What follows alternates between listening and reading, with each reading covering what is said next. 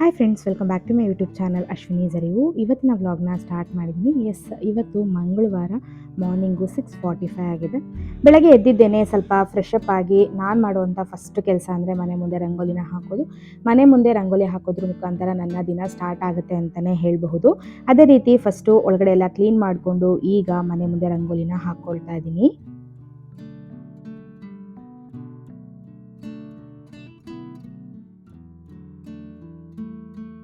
ನೀವು ನನ್ನ ರೆಗ್ಯುಲರ್ ಆಗಿ ಫಾಲೋ ಮಾಡ್ತಾ ಇದ್ದರೆ ನನ್ನ ಡೈಲಿ ರೊಟೀನ್ ಬಗ್ಗೆ ನಿಮ್ಮೆಲ್ಲರಿಗೂ ಗೊತ್ತೇ ಇರುತ್ತೆ. ನಾನು ಮಾರ್ನಿಂಗ್ ಎದ್ದಿದ್ದೆ, ಫಸ್ಟ್ ರಂಗೋಲಿನ ಹಾಕಿ ನಂತರ ಬ್ರೇಕ್ಫಾಸ್ಟ್ ಪ್ರಿಪ್ರೇಷನ್ಗೆ ಅಂತ ನಾನು ಕಿಚನ್ಗೆ ಬಂದುಬಿಡ್ತೀನಿ.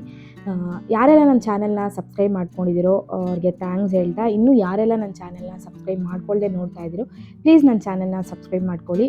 ಜೊತೆಗೆ ಪಕ್ಕದಲ್ಲೇ ಕಾಣುವಂಥ ಬೆಲ್ಲೈಕಾನ್ನ ಕ್ಲಿಕ್ ಮಾಡಿ. ಚಾನೆಲ್ನ ಸಬ್ಸ್ಕ್ರೈಬ್ ಮಾಡಿಕೊಂಡು ಪಕ್ಕದಲ್ಲೇ ಕಾಣುವಂಥ ಬೆಲ್ಲೈಕಾನ್ನ ಕ್ಲಿಕ್ ಮಾಡೋದ್ರಿಂದ ನಾನು ವೀಡಿಯೋಗಳು ಹಾಕಿದ ತಕ್ಷಣ ನಿಮಗೆ ನೋಟಿಫಿಕೇಷನ್ ಬರುತ್ತೆ. ಸೊ ನೀವು ಆಗ ನನ್ನ ವೀಡಿಯೋಸ್ಗಳನ್ನ ನೋಡಬಹುದು.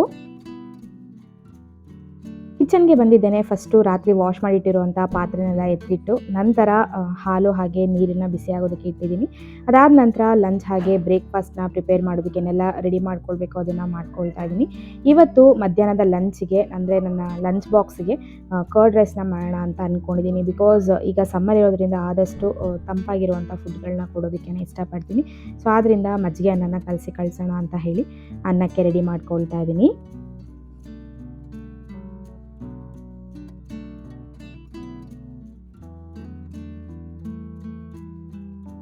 ನಾನು ಪ್ರತಿದಿನ ನನ್ನ ಮಗಳ ಸ್ಕೂಲ್ಗೆ ಫುಡ್ನ ಏನು ಕೊಟ್ಟು ಕಳಿಸೋದು ಅಂತ ಹಿಂದಿನ ದಿನವೇ ಪ್ಲ್ಯಾನ್ ಮಾಡಿ ಇಟ್ಕೊಳ್ತೀನಿ. ಅದೇ ರೀತಿ ಇವತ್ತು ಆಫ್ಟರ್ನೂನ್ಗೆ ಮಜ್ಜಿಗೆ ಅನ್ನನ ಮಾಡಿ ಮಾರ್ನಿಂಗಿಗೆ ಸ್ವೀಟ್ ಕಾರ್ನ್, ಒಂದು ಜ್ಯೂಸ್ ಹಾಗೆ ಫ್ರೂಟ್ಸ್ನ ಕೊಟ್ಟು ಕಳಿಸೋಣ ಅಂತ ಅಂದ್ಕೊಂಡಿದ್ದೆ. ಸೊ ಆದ್ದರಿಂದ ಜ್ಯೂಸ್ಗೆ ಹಾಕೋದಕ್ಕೆ ಅಂತ ಮುಂಚೆನೇ ಚಿಯಾ ಸೀಡ್ಸ್ನ ನೆನೆಸಿಟ್ಕೊಳ್ತಾ ಇದ್ದೀನಿ. ಒಂದು ಬೌಲ್ ಒಳಗಡೆ ಚಿಯಾ ಸೀಡ್ಸ್ನ ಹಾಕ್ಕೊಂಡು ಅದ್ರ ಮುಳುಗೋಷ್ಟು ನೀರನ್ನ ಹಾಕಿದ್ದಾದಮೇಲೆ ನೀಟಾಗಿ ಒಂದ್ಸರಿ ಅದನ್ನು ಮಿಕ್ಸ್ ಮಾಡ್ಕೊಳ್ಬೇಕು. ಈ ರೀತಿ ಮಿಕ್ಸ್ ಮಾಡ್ಕೊಂಡಿಲ್ಲ ಅಂತ ಹೇಳಿದರೆ ಅದು ಒಂಥರ ಗಂಟಾಗೆ ಉಳ್ಕೊಂಡ್ಬಿಡುತ್ತೆ. ಸೊ ಆದ್ದರಿಂದ ಚಿಯಾ ಸೀಡ್ಸ್ಗೆ ನೀರು ಹಾಕಿದ್ದಾದ್ಮೇಲೆ ನೀಟಾಗಿ ಒಂದ್ಸರಿ ಮಿಕ್ಸ್ ಮಾಡಿ ನಂತರ ನೆನೆಸಿಟ್ಕೊಳ್ಬೇಕಾಗುತ್ತೆ. ನಾನು ಅಬ್ಸರ್ವ್ ಮಾಡ್ದಂಗೆ ಈ ಸಮ್ಮರ್ ಸೀಸನಲ್ಲಿ ಹೆಚ್ಚಾಗಿ ಊಟ ತಿನ್ನಬೇಕು ಅಂತ ಅನಿಸೋದಿಲ್ಲ. ಏನಾದರೂ ಜಾಸ್ತಿ ನೀರು ಕುಡಿತಾ ಇರೋಣ, ಯಾವುದಾದ್ರೂ ಜ್ಯೂಸ್ನ ಕುಡಿಯೋಣ ಅಂತಲೇ ಫೀಲ್ ಆಗ್ತಾ ಇರುತ್ತೆ. ತುಂಬಾ ಡಿಹೈಡ್ರೇಟ್ ಆಗಿಬಿಡುತ್ತೆ ಬಾಡಿ. ಸೊ ಆದ್ದರಿಂದ ಈ ನಡುವೆ ನಾನು ನನ್ನ ಮಗಳಿಗೆ ಬ್ರೇಕ್ಫಾಸ್ಟ್ ಟೈಮ್ಗೆ ಒಂದು ಲಿಕ್ವಿಡ್ ಅಥವಾ ಏನಾದರೂ ಜ್ಯೂಸ್ನ ಮಾಡಿ ಕೊಟ್ಟು ಕಳಿಸ್ತೀನಿ. ಇವತ್ತು ಜ್ಯೂಸ್ನ ಮಾಡೋದ್ರ ಜೊತೆಗೆ ಸ್ವಲ್ಪ ಸ್ವೀಟ್ ಕಾರ್ನು ಕೂಡ ಕೊಟ್ಟು ಕಳಿಸೋಣ ಅಂತ ಹೇಳಿ ಅದನ್ನು ಕೂಡ ರೆಡಿ ಮಾಡ್ಕೊಳ್ತಾ ಇದ್ದೀನಿ. ಆ್ಯಕ್ಚುಲಿ 2 ಟೈಮ್ಗೂ ಕೂಡ ಅಂದರೆ ಬ್ರೇಕ್ಫಾಸ್ಟ್ ಹಾಗೆ ಲಂಚ್ 2 ಟೈಮ್ಗೂ ಕೂಡ ಹೆವಿ ಫುಡ್ ಇತ್ತು ಅಂದರೆ ಅವ್ರಿಗೂ ತಿನ್ನೋಕ್ಕಾಗೋದಿಲ್ಲ. ಸೊ ಆದ್ದರಿಂದ ಲಂಚ್ ಟೈಮ್ಗೆ ಒಂದು ರೈಸ್ ಐಟಮ್ನ ಮಾಡಿ ಮಾರ್ನಿಂಗ್ ಟೈಮ್ಗೆ ಲೈಟ್ ಬ್ರೇಕ್ಫಾಸ್ಟ್ ಜೊತೆಗೆ ಒಂದು ಜ್ಯೂಸ್ನ ಕೂಡ ಮಾಡಿ ಕಳಿಸ್ತೀನಿ. ಅದೇ ರೀತಿ ಇವತ್ತು ಬ್ರೇಕ್ಫಾಸ್ಟ್ ಟೈಮ್ಗೆ ಕುಕುಂಬರ್ ಜ್ಯೂಸ್ನ ಮಾಡೋಣ ಅಂತ ಹೇಳಿ ಫಸ್ಟು ಕುಕುಂಬರ್ನೆಲ್ಲ ಕ್ಲೀನ್ ಮಾಡಿಕೊಂಡು ಕಟ್ ಮಾಡಿ ಇಟ್ಕೊಳ್ತಾ ಇದ್ದೀನಿ. ಸೀಸನ್ಸ್ಗಳು ಚೇಂಜ್ ಆದಂಗೆ ನಮ್ಮ ಫುಡ್ ರೋಟಿನಲ್ಲೂ ಕೂಡ ಕೆಲವೊಂದು ಚೇಂಜಸ್ ಮಾಡ್ಕೊಳ್ಳೋದು ತುಂಬಾ ಇಂಪಾರ್ಟೆಂಟ್ ಆಗುತ್ತೆ ಅಂತ ನನಗನ್ಸುತ್ತೆ. ಬಿಕಾಸ್ ಈಗ ಅಂದರೆ ಸಮ್ಮರ್ ಸೀಸನಲ್ಲಿ ಹೆಚ್ಚೆಚ್ಚು ನೀರು ಕುಡಿಯೋದು ತುಂಬಾ ಇಂಪಾರ್ಟೆಂಟ್ ಆಗುತ್ತೆ. ಮಕ್ಕಳು ಮನೆಯಲ್ಲೇ ಇತ್ತು ಅಂತ ಹೇಳಿದ್ರೆ ಅವರು ಸಫಿಷಿಯೆಂಟಾಗಿ ನೀರು ತೊಗೊಳ್ತಾ ಇದ್ದಾರಾ ಇಲ್ವಾ ಅನ್ನೋದನ್ನು ನಾವು ಅಬ್ಸರ್ವ್ ಮಾಡಬಹುದು. ಬಟ್ ಸ್ಕೂಲ್ಗೆ ಹೋಗ್ಬಿಟ್ರೆ ಅವರು ಕರೆಕ್ಟಾಗಿ ನೀರು ಕುಡಿತಾ ಇದ್ದಾರಾ ಇಲ್ವಾ ಅನ್ನೋದು ನಮಗೆ ಗೊತ್ತಾಗೋದಿಲ್ಲ. ಬರೀ ನೀರು ಕುಡಿಯೋದು ಅಂತಂದರೆ ಕೇರ್ಲೆಸ್ ಮಾಡಬಹುದು. ಬಟ್ ಈ ರೀತಿ ಹೆಲ್ದಿ ಆ್ಯಂಡ್ ಟೇಸ್ಟಿಯಾಗಿರುವಂಥ ಜ್ಯೂಸ್ಗಳನ್ನ ಮಾಡಿ ಕಳಿಸಿದ್ರೆ ಅದನ್ನು ಅವರು ಮಿಸ್ ಮಾಡದೆ ಕುಡಿತಾರೆ. ಸೊ ಅಟ್ಲೀಸ್ಟ್ ನೀರು ಜೊತೆಗೆ ಒಂದು ಲಿಕ್ವಿಡ್ ಐಟಮ್ನ ಡೈಲಿ ರೀತಿ ತೊಗೊಳೋದ್ರಿಂದ ಅವರು ಕೂಡ ಸಮ್ಮರ್ ಟೈಮ್ಗೆ ಹೆಲ್ತ್ ಬ್ಯಾಲೆನ್ಸ್ ಆಗುತ್ತೆ. ಅಂದರೆ ಬಾಡಿ ಡಿಹೈಡ್ರೇಟ್ ಆಗೋದನ್ನ ನಾವು ಅವಾಯ್ಡ್ ಮಾಡ್ಕೊಳ್ಬಹುದು. ಅಥವಾ ಸಮ್ಮರ್ ಟೈಮಲ್ಲಿ ನೀರು ಕುಡಿದೇ ಇರೋದ್ರಿಂದ ಅಥವಾ ಬಿಸಿಲು ಜಾಸ್ತಿ ಇರೋದ್ರಿಂದ ಸುಮಾರು ಪ್ರಾಬ್ಲಮ್ಗಳು ಕಾಣಿಸ್ಕೊಳ್ಳುತ್ತೆ. ಅದನ್ನೆಲ್ಲ ನಾವು ಅವಾಯ್ಡ್ ಮಾಡ್ಕೊಳ್ಬಹುದು. ಕುಕುಂಬರ್ ಜ್ಯೂಸ್ನ ಮಾಡೋದಕ್ಕೆ ಸಿಪ್ಪೆ ಸಮೇತ ಕುಕುಂಬರ್ಗಳನ್ನ ಮೀಡಿಯಮ್ ಸೈಜಲ್ಲಿ ಕಟ್ ಮಾಡ್ಕೊಂಡಿದ್ದೀನಿ. ಅದಾದ ನಂತರ 2 ಹಿಡಿಯಷ್ಟು ಪುದೀನ ಸೊಪ್ಪನ್ನ ಹಾಕ್ಕೊಂಡು ನಂತರ ಒಂದು 2 ಗ್ಲಾಸಷ್ಟು ನೀರನ್ನ ಸೇರಿಸಿ ಮಿಕ್ಸಿ ಮಾಡ್ಕೊಳ್ತೀನಿ.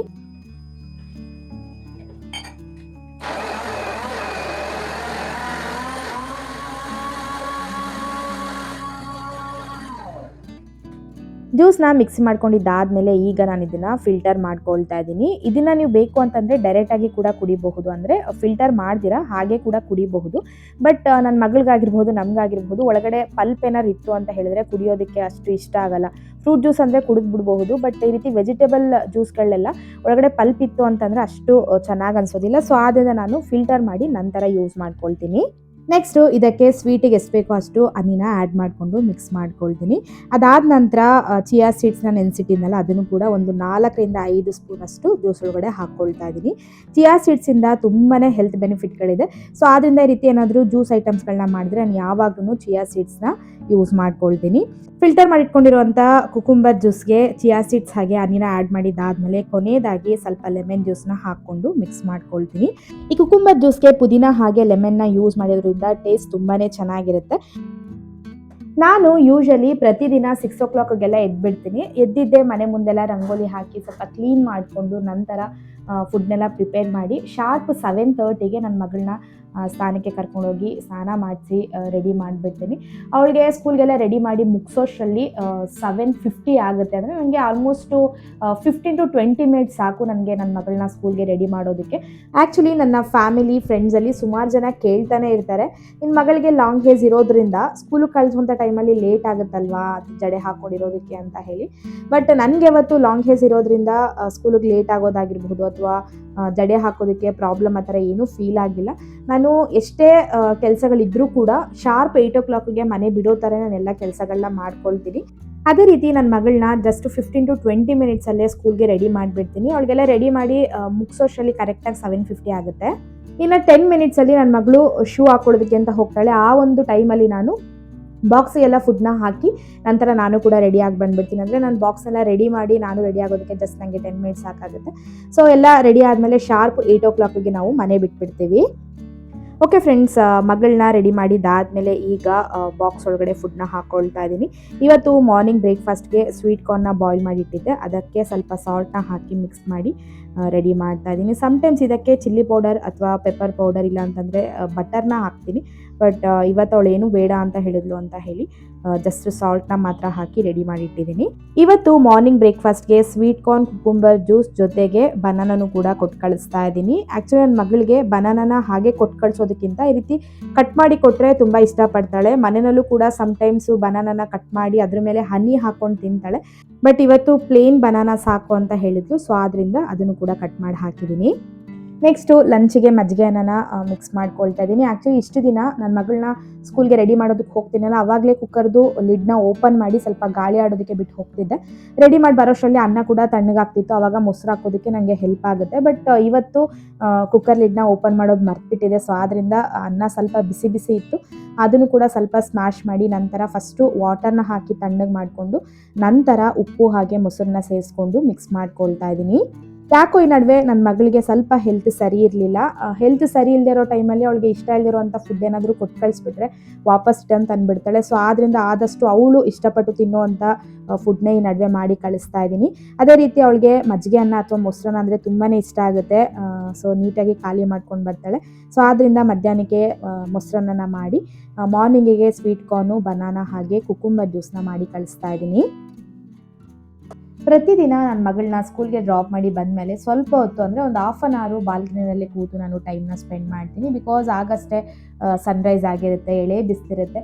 ಸ್ವಲ್ಪ ಹೊತ್ತು ಬಿಸಿಲನ್ನ ಕಾಯೋದ್ರಿಂದ ವಿಟಮಿನ್ ಡಿ ಸಿಗುತ್ತೆ ಅಂತ ಹೇಳಿ ಸ್ವಲ್ಪ ಹೊತ್ತು ಬಾಲ್ಕನಿನಲ್ಲೇ ಟೈಮ್ನ ಸ್ಪೆಂಡ್ ಮಾಡ್ತೀನಿ. ನಿಮಗೆಲ್ಲ ಗೊತ್ತಿರೋ ಹಾಗೆ ರೀಸೆಂಟಾಗಿ ಮತ್ತೆ ನಾನು ಸರ್ಜಾಪುರ ರೋಡಲ್ಲಿರುವಂಥ ನರ್ಸರಿಗೆ ಹೋಗಿ ಕೆಲವೊಂದು ಪ್ಲಾಂಟ್ಸ್ಗಳನ್ನ ತೊಗೊಂಡು ಬಂದಿದ್ದೆ.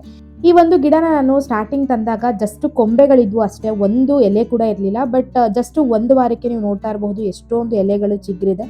ತುಂಬಾ ಚೆನ್ನಾಗಿ ಕಾಣಿಸ್ತಾ ಇದೆ. ಮನೆಯೊಳಗಡೆ ಇದನ್ನು ಇಟ್ಟಿರೋದು ಫುಲ್ ಇದು ಬೆಳೆದ್ಮೇಲೆ ಸ್ವಲ್ಪ ಮರ ಥರ ಆಗುತ್ತೆ ಅಂತ ಹೇಳಿದ್ದಾರೆ. ನೋಡಬೇಕು ಯಾವ ರೀತಿ ಕಾಣುತ್ತೋ ಅಂತ ಹೇಳಿ. ಮನೆಯಲ್ಲಿ ಒಂದು ಬ್ಲ್ಯಾಕ್ ಕಲ್ಲಿದ್ದು ಬುದ್ಧ ಇತ್ತು. ಸೊ ಅದಕ್ಕೆ ಗೋಲ್ಡನ್ ಸ್ಪ್ರೇನ ಹೊಡೆದು ಈ ಮರದ ಕೆಳಗಡೆ ಅಂದರೆ ಪಾಟ್ ಮೇಲ್ಗಡೆ ಇಟ್ಕೊಂಡಿರೋದ್ರಿಂದ ಸೋಫಾ ಹತ್ರ ಎಲ್ಲ ಕೂತಾಗೆಲ್ಲ ಇದನ್ನು ನೋಡಿಕೊಂಡು ಕೂರೋದಕ್ಕೆ ತುಂಬಾ ಚೆನ್ನಾಗಿ ಅನಿಸುತ್ತೆ. ಈ ಒಂದು ಟೆಂಪಲ್ ಟ್ರೀ ಜೊತೆಗೆ ನಾನು ಗಣಗ್ಲೆ ಹೂದ ಗಿಡ ಕೂಡ ತೊಗೊಂಡು ಬಂದಿದ್ದೆ. ಬಿಕಾಸ್ ಲಾಸ್ಟ್ ಟೈಮು ನಮ್ಮ ತಂದೆ ಮನೆಗೆ ಅಂತ ತೊಗೊಂಡು ಹೋಗಿ ಕೊಟ್ಟಾಗ ತುಂಬಾ ಚೆನ್ನಾಗಿ ಬೆಳೀತಾ ಇತ್ತು. ಸೊ ಆದ್ದರಿಂದ ಮನೆಗೆ ಇರಲಿ ಅಂತ ಹೇಳಿ ನಾನು ಕೂಡ ಒಂದು ತೊಗೊಂಡು ಬಂದಿದ್ದೆ. ಇದಕ್ಕೆ ಜಸ್ಟು 50 rupees ಏನೋ ಪೇ ಮಾಡಿದ್ದೆ. ಬಟ್ ನೋಡ್ತಾ ಇರ್ಬೋದು ಎಷ್ಟು ಚೆನ್ನಾಗಿ ಹೂವು ಬಿಟ್ಟಿದೆ ಅಂತ. ಈಗ ಏನು ಒಂದು ಬಂಚ್ ಆಫ್ ಹೂವು ಕಾಣಿಸ್ತಾ ಇದೆಯಲ್ಲ, ಇದು ಹೀಗೆ ಇರುತ್ತೆ. ಇದು ಉದುರೋದ್ಮೇಲೆ ಮತ್ತೆ ಹೊಸ ಬ್ಯಾಕ್ ಟು ಬ್ಯಾಕ್ ಹೂವುಗಳು ಬರ್ತಾನೆ ಇರುತ್ತೆ. ನೋಡೋದಕ್ಕೊಂಥರ ತುಂಬಾ ಚೆನ್ನಾಗಿ ಅನಿಸುತ್ತೆ. ಆ ಸೋಫಾ ಹತ್ರ ಕೂತು ಇಲ್ಲಿ ಹೂವು ಆಗಿರ್ಬೋದು, ಅಲ್ಲಿ ಗ್ರೀನ್ ಆಗಿರುವಂಥ ಎಲೆಗಳನ್ನ ನೋಡೋದಕ್ಕೆ. ಸೊ ಆದ್ದರಿಂದ ಈ 2 ಒಂದು ಪಾಟನ್ನ ನಾನು ಸೋಫಾ ಹತ್ರನೇ ಇಟ್ಕೊಂಡಿದ್ದೀನಿ. ಓಕೆ ಫ್ರೆಂಡ್ಸ್, ಮಾರ್ನಿಂಗು ಸ್ವಲ್ಪ ಕೆಲಸ ಮಾಡೋದ್ರಲ್ಲಿ ಬ್ಯುಸಿ ಆಗಿಬಿಟ್ಟೆ. ಸೊ ಆದ್ದರಿಂದ ಮತ್ತೆ ನಾನು ಈ ವ್ಲಾಗ್ನ ಈವ್ನಿಂಗಿಂದ ಕಂಟಿನ್ಯೂ ಮಾಡ್ತಾ ಇದ್ದೀನಿ. ಎಸ್, ಈಗ ಟೈಮು ಸಂಜೆ 6:15 ಆಗಿದೆ. ಸೊ ಫೇಸ್ ವಾಶ್ ಎಲ್ಲ ಮಾಡಿ ದೇವ್ರ ದೀಪ ಹಚ್ಚೋಣ ಅಂತ ಹೇಳಿ ಎಲ್ಲ ರೆಡಿ ಮಾಡ್ಕೊಳ್ತಾ ಇದ್ದೀನಿ. ನಾನು ಪ್ರತಿದಿನ ದೇವ್ರಿಗೆ ಹೂವನ್ನು ಚೇಂಜ್ ಮಾಡ್ತೀನಿ. ಅದರಲ್ಲೂ ಮಾರ್ನಿಂಗ್ ಟೈಮ್ ಪೂಜೆ ಮಾಡ್ತೀನಲ್ಲ, ಆವಾಗಲೇ ಹೂವನ್ನು ಚೇಂಜ್ ಮಾಡಿ ನಂತರ ಪೂಜೆನ ಮಾಡ್ಕೊಳ್ತೀನಿ. ಬಟ್ ಇವತ್ತು ಬೆಳಗ್ಗೆ ಹೂವು ಚೇಂಜ್ ಮಾಡೋದಕ್ಕೆ ನನಗಾಗಿರಲಿಲ್ಲ, ಹಾಗೆ ಪೂಜೆ ಮಾಡಿಬಿಟ್ಟಿದೆ. ಸೊ ಆದ್ದರಿಂದ ಈಗ ದೇವ್ರಿಗೆಲ್ಲ ಹೂವನ್ನು ಚೇಂಜ್ ಮಾಡಿ ಪೂಜೆಗೆಲ್ಲ ರೆಡಿ ಮಾಡ್ಕೊಳ್ತಾ ಇದ್ದೀನಿ. ನಾನು ದೇವ್ರ ಪೂಜೆನ ಪ್ರತಿದಿನ ಮಾರ್ನಿಂಗ್ ಹಾಗೆ ಈವ್ನಿಂಗ್ ಟೈಮು ಮಾಡ್ಕೊಳ್ತೀನಿ. ಒಂದು ದಿನ ಕೂಡ ಮಿಸ್ ಮಾಡ್ಕೊಳ್ಳಲ್ಲ. ಬಿಕಾಸ್ ಏನಕ್ಕೆ ಅಂತ ಹೇಳಿದ್ರೆ, ನನಗನ್ಸೋ ಪ್ರಕಾರ ಮನೆಯಲ್ಲಿ ಈ ರೀತಿ ದೇವ್ರ ಪೂಜೆ ಎಲ್ಲ ಮಾಡಿ ದೀಪನ ಹಚ್ಚೋದ್ರಿಂದ ಮನೆ ಒಳಗಡೆ ಒಂದು ಪಾಸಿಟಿವ್ ವೈಬ್ ಕ್ರಿಯೇಟ್ ಆಗುತ್ತೆ ಅಂತಲೇ ನನಗನ್ಸುತ್ತೆ. ಏನಕ್ಕೆ ಅಂತ ಹೇಳಿದ್ರೆ, ಪರ್ಸ್ನಲಿ ನಾನು ಇದನ್ನು ಫೀಲ್ ಮಾಡಿದ್ದೀನಿ. ನಾನೇನಾದರೂ ಅಕಸ್ಮಾತು ದೇವ್ರ ಪೂಜೆನ ಮಾಡೋಕ್ಕಾಗಿಲ್ಲ, ದೀಪನ ಹಚ್ಚೋಕ್ಕಾಗಿಲ್ಲ ಅಂತಂದರೆ ಅವತ್ತಿನ ದಿನ ಏನೋ ಒಂಥರ ಮಂಕಾಗಿರುತ್ತೆ, ಏನೋ ಅಷ್ಟು ಆಸಕ್ತಿ ಇರೋದಿಲ್ಲ, ಏನೋ ಒಂಥರ ಡಲ್ನೆಸ್ ಇರುತ್ತೆ. ಬಟ್ ಈ ರೀತಿ ದೇವ್ರ ಪೂಜೆ ಎಲ್ಲ ಮಾಡಿ ದೀಪನ ಹಚ್ಚಿದ ದಿನ ಏನೋ ಒಂಥರ ಮನೆ ಫುಲ್ಲು ಒಂಥರ ಪಾಸಿಟಿವ್ ವೈಬ್ ಕ್ರಿಯೇಟ್ ಆಗಿರುತ್ತೆ. ಒಂಥರ ಮನಸ್ಸಿಗೆ ಸಮಾಧಾನ, ಆಮೇಲೆ ಏನೇ ಪ್ರಾಬ್ಲಮ್ ಇದ್ದರೂ ಕೂಡ ಸಾಲ್ವ್ ಆಗಿಬಿಡುತ್ತೆ, ಆಗೋದೆಲ್ಲ ಒಳ್ಳೆಯದಕ್ಕೆ ಅನ್ನೋ ಒಂದು ಪಾಸಿಟಿವ್ ವೈಬು ನಮ್ಮಲ್ಲಿ ಕ್ರಿಯೇಟ್ ಆಗುತ್ತೆ. ನನಗಂತೂ ಪರ್ಸ್ನಲಿ ಇದು ಸುಮಾರು ಸತಿ ಫೀಲ್ ಆಗಿದೆ. ಸೊ ಆದ್ದರಿಂದ ನಾನು ಮಿಸ್ ಮಾಡದೆ ಪ್ರತಿದಿನ 2 ಹೊತ್ತು ಕೂಡ ನಾನು ದೇವ್ರ ಪೂಜೆನ ಮಾಡ್ಕೊಳ್ತೀನಿ. ನನಗೆ ಮನೆಯಲ್ಲೆಲ್ಲ ದೀಪಗಳನ್ನ ಹಚ್ಚಿದರೆ ತುಂಬಾ ಇಷ್ಟ ಆಗುತ್ತೆ. ಸೊ ಆದ್ದರಿಂದ ಎಷ್ಟು ಸಾಧ್ಯನೋ ಅಷ್ಟು ದೀಪಗಳನ್ನ ಮನೆಯೊಳಗಡೆ ಹಚ್ಕೊಳ್ತೀನಿ. ಅಂದರೆ ದೇವ್ರ ಮನೇಲಿ ದೀಪನ ಹಚ್ತೀನಲ್ಲ, ಅದೇ ರೀತಿ ಹಾಲಲ್ಲೂ ಕೂಡ ಒಂದು ಫ್ಲವರ್ ಬೌಲ್ ಒಳಗಡೆ ದೀಪನ ಹಾಕಿಟ್ಟಿದ್ದೀನಿ. ಅದನ್ನು ಕೂಡ ಪ್ರತಿದಿನ ಬೆಳಗ್ಗೆ ಹಾಗೆ ಸಂಜೆ ಟೈಮು ಹಚ್ಕೊಳ್ತೀನಿ. ನಾನು ಈ ಮನೆಗೆ ಬಂದಮೇಲೆ ತುಳಸಿ ಗಿಡನ ಸುಮಾರು ಸತಿ ತೊಗೊಂಡು ಬಂದೆ. ಬಟ್ ಅದು ಚೆನ್ನಾಗೇ ಬರ್ತಾ ಇರಲಿಲ್ಲ. ಜಾಗ ಎಲ್ಲ ಚೇಂಜ್ ಮಾಡಿ ನೋಡಿದೆ, ಕೆಳಗಡೆ ಇಟ್ಟು ಮೇಲ್ಗಡೆ ಇಟ್ಟು, ಆಮೇಲೆ ಜಾಸ್ತಿ ಸೂರ್ಯನ ಕಿರಣ ಬೀಳದೇ ಇರೋ ಕಡೆನೂ ಇಟ್ಟು ನೋಡಿದೆ, ಬೀಳೋ ಕಡೆನೂ ಇಟ್ಟು ನೋಡಿದೆ. ಬಟ್ ಯಾಕೋ ಸರಿಯಾಗೇ ಬರ್ತಾ ಇರಲಿಲ್ಲ. ಸೊ ಆದ್ದರಿಂದ ನಾನು ಈ ರೀತಿ ತುಳಸಿ ಗಿಡನ ತಂದು ಒಣಗಿಸ್ಕೋದಕ್ಕಿಂತ ತರ್ದಿರೋದೇ ಬೆಸ್ಟು ಅಂದ್ಬಿಟ್ಟು ತರ್ತಾ ಇರಲಿಲ್ಲ. ಬಟ್ ರೀಸೆಂಟಾಗಿ ನರ್ಸರಿಗೆ ಹೋದಾಗ ನನಗೆ ಒಂದು ತುಳಸಿ ಪಾಟ್ ಹಾಗೆಯೇ ಪ್ಲ್ಯಾಂಟ್ ಕಾಣಿಸ್ತು. ಸೊ ಆದ್ದರಿಂದ 2 ತೊಗೊಂಡು ಬಂದೆ. ತಂದಮೇಲೆ ಎಲ್ಲಿಡೋದು ಅಂತ ಥಿಂಕ್ ಮಾಡೋವಂಥ ಟೈಮಲ್ಲಿ ನನಗೆ ಈ ಒಂದು ವಾಲ್ ಹ್ಯಾಂಗಿಂಗ್ ಸ್ಟ್ಯಾಂಡ್ ಕಾಣಿಸ್ತು. ಮುಂಚೆ ಇದ್ರ ಮೇಲೆ ನಾನು ಬುದ್ಧನ ಇಟ್ಕೊಂಡಿದ್ದೆ. ಬಟ್ ಈಗ ಅದನ್ನು ತೆಗೆದು ತುಳಸಿ ಇಡೋದಕ್ಕೆ ಒಂದು ಬೆಸ್ಟ್ ಪ್ಲೇಸ್ ಅಂತ ಹೇಳಿ ತುಳಸಿ ಗಿಡನೇ ಅದ್ರ ಮೇಲೆ ಇಟ್ಕೊಂಡಿದ್ದೀನಿ. ಈ ರೀತಿ ತುಳಸಿ ಗಿಡನ ಒಂದು ಹಲ್ಗೆ ಮೇಲೆ, ಅಂದರೆ ವಾಲ್ ಹ್ಯಾಂಗಿಂಗ್ ಅಲ್ಲಿ ಫಿಕ್ಸ್ ಮಾಡಿರೋದ್ರಿಂದ ನನಗೆ ಪೂಜೆ ಮಾಡ್ಕೊಳ್ಳೋದಕ್ಕೂ ಅನುಕೂಲವಾಗಿದೆ. ಆ್ಯಂಡ್ ತುಳಸಿ ಗಿಡ ಕೂಡ ತುಂಬ ಚೆನ್ನಾಗಿ ಗ್ರೋ ಆಗ್ತಾ ಇದೆ. व्यासाय विष्णुरूपाय व्यासरूपाय विष्णवे नमो वै ब्रह्मनिधये वासिष्ठाय नमो नमः. ಓಕೆ ಫ್ರೆಂಡ್ಸ್, ದೇವ್ರ ಪೂಜೆ ಎಲ್ಲ ಮಾಡಿದ್ದಾದಮೇಲೆ ಈಗ ಕಾಫಿ ಕುಡಿಯೋಣ ಅಂತ ಹೇಳಿ ಹಾಲನ್ನ ಬಿಸಿ ಮಾಡಿಟ್ಟಿದ್ದೆ. ಆ್ಯಕ್ಚುಲಿ ಪ್ರತಿದಿನ ಫಸ್ಟು ಕಾಫಿನ ಕುಡಿದು ನಂತರ ಪೂಜೆನ ಮಾಡ್ಕೊಳ್ತಾ ಇದ್ದೆ. ಅಂದರೆ ನಾನು 6 o'clock ಆಗಿಬಿಟ್ರೆ ನಾನು ಕಾಫಿನ ಕುಡಿಯೋಕ್ಕೆ ಹೋಗೋದಿಲ್ಲ. ಏನೇ ಸ್ನ್ಯಾಕ್ಸ್ನ ತಿನ್ನಬೇಕು ಅಂತ ಇದ್ದರೆ ಅಥವಾ ಕಾಫಿ ಕುಡಿಬೇಕು ಅಂತ ಇದ್ದರೆ ಏನಿದ್ರು 6 o'clock ಒಳಗಡೆ ಎಲ್ಲ ಮುಗಿಸ್ಕೊಳ್ತೀನಿ. ಫಸ್ಟು ಕಾಫಿನೆಲ್ಲ ಕುಡಿದು ನಂತರ 6:15 ಅಥವಾ 6:30 ಹಂಗೆ ದೇವ್ರ ಪೂಜೆನ ಮಾಡ್ಕೊಳ್ತಾ ಇದ್ದೆ. ಬಟ್ ಯಾಕೋ ಇವತ್ತು ಕಾಫಿ ಜೊತೆ ಬಾಂಬೆ ಸಾಲ್ಟ್ ತಿನ್ನಬೇಕು ಅಂತ ತುಂಬಾ ಆಸೆ ಆಗಿಬಿಟ್ಟಿತ್ತು. ಸೊ ಆದ್ದರಿಂದ ನನ್ನ ತಮ್ಮನಿಗೆ ಬರ್ತಾ ತೊಗೊಂಡು ಬರೋದಕ್ಕೆ ಹೇಳಿದೆ. ಸೊ ಅವ್ನು ಬರೋದು ಸ್ವಲ್ಪ ಲೇಟ್ ಆಯಿತು. ಸೊ ಆದ್ದರಿಂದ ಫಸ್ಟು ದೇವ್ರ ಪೂಜೆ ಎಲ್ಲ ಮಾಡಿ ಮುಗಿಸಿ ಈಗ ಅವ್ನು ಬಂದಮೇಲೆ ಕಾಫಿನ ರೆಡಿ ಮಾಡ್ತಾ ಇದ್ದೀನಿ. ಯೂಶ್ವಲಿ ನನಗೇನು ತಿನ್ನಬೇಕು ಅಂತ ಅನಿಸೋದಿಲ್ಲ. ಬಟ್ ಏನಾದರೂ ಆಸೆ ಆಗಿಬಿಟ್ರೆ ಅದು ತಿನ್ನೋರ್ಗೂ ನನಗೆ ಸಮಾಧಾನ ಆಗೋದಿಲ್ಲ. ಸೊ ಆದ್ದರಿಂದ ಫೈನಲಿ ಇವತ್ತು ಸ್ವಲ್ಪ ಲೇಟ್ ಆದರೂ ಪರವಾಗಿಲ್ಲ ಅಂತ ಹೇಳಿ ಬಿಸಿ ಬಿಸಿ ಕಾಫಿ ಜೊತೆಗೆ ಬಾಂಬೆ ಸಾಲ್ಟ್ನ ತರಿಸ್ಕೊಂಡಿದ್ದೀನಿ. ಈಗ ಅಂದರೆ ಸಂಜೆ ಟೈಮ್ ಆಲ್ಮೋಸ್ಟ್ ನಾನು ಯಾವಾಗಲೂ ಕಾಫಿನ ಹೊರಗಡೆ ಬಾಲ್ಕನಿನಲ್ಲೇ ಕೂತು ಕುಡಿಯೋದು. ಅಂದರೆ ಮಾರ್ನಿಂಗ್ ಟೈಮು ಸ್ವಲ್ಪ ಹೊತ್ತು, ಹಾಗೆ ಈವ್ನಿಂಗ್ ಟೈಮು ಸ್ವಲ್ಪ ಹೊತ್ತು ಬಾಲ್ಕನಿನಲ್ಲಿ ನಾನು ಟೈಮ್ನ ಸ್ಪೆಂಡ್ ಮಾಡ್ತೀನಿ.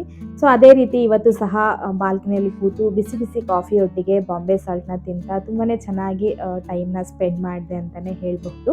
ಓಕೆ ಫ್ರೆಂಡ್ಸ್, ನೋಡಿದ್ರಲ್ಲ ಇವತ್ತಿನ ವ್ಲಾಗ್ ಇಷ್ಟೇ. ಐ ಹೋಪ್ ಈ ವ್ಲಾಗ್ ನಿಮ್ಮೆಲ್ಲರಿಗೂ ಇಷ್ಟ ಆಗಿರುತ್ತೆ ಅಂತ ಅಂದ್ಕೊಳ್ತೀನಿ. ಇಷ್ಟ ಆಗಿದ್ರೆ ಒಂದು ಲೈಕ್ ಮಾಡಿ, ಹಾಗೆಯೇ ಇನ್ನೂ ಯಾರೆಲ್ಲ ನನ್ನ ಚಾನಲ್ನ ಸಬ್ಸ್ಕ್ರೈಬ್ ಮಾಡ್ಕೊಂಡಿಲ್ವೋ ಪ್ಲೀಸ್ ನನ್ನ ಚಾನಲ್ನ ಸಬ್ಸ್ಕ್ರೈಬ್ ಮಾಡ್ಕೊಳ್ಳಿ ಅಂತ ಹೇಳ್ತಾ ಈ ವ್ಲಾಗ್ನ ಇಲ್ಲಿಗೆ ಎಂಡ್ ಮಾಡಿ ಇನ್ನೊಂದು ಹೊಸ ವಿಡಿಯೋ ಒಂದಿಗೆ ಮುಂದೆ ಬರ್ತೀನಿ. ಅಲ್ಲಿವರೆಗೂ ಥ್ಯಾಂಕ್ ಯು.